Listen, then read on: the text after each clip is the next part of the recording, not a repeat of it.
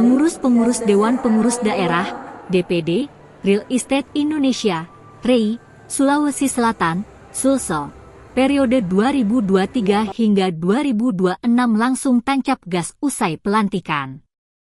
Pelantikan pengurus yang dinakodai Mahmud Lambang ini berlangsung di Hotel Four Points by Sheraton, Jalan Andi Jema, Kota Makassar, Rabu, 8 November 2023. Usai pelantikan, REI Sulsel langsung menandatangani Memorandum of Understanding, MOU, dengan puluhan stakeholder atau pemangku kepentingan.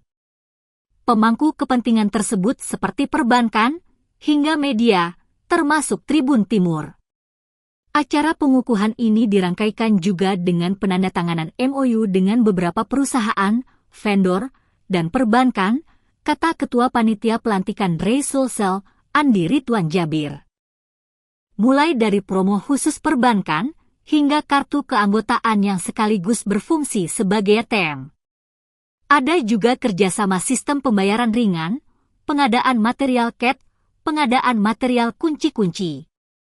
Khusus Tribun Timur, produk yang direncanakan untuk kerjasama meliputi ekspor REI Tribun. Kemudian ada kerjasama New TFC bagi seluruh anggota REI Sulsel, hingga penyajian halaman khusus untuk perumahan. Berikut ini daftar lengkap stakeholder yang teken MOU dengan pengurus REI Sulsel.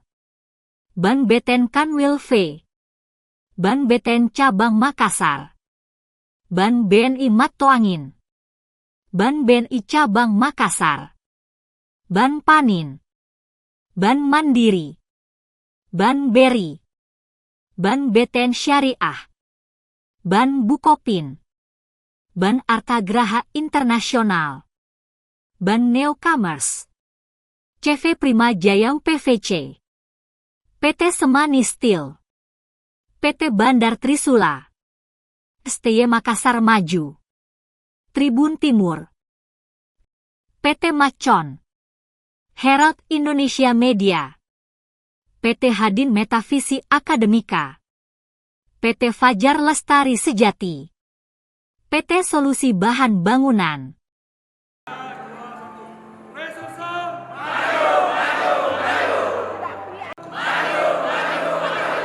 Download Tribun X sekarang, menghadirkan lokal menjadi Indonesia.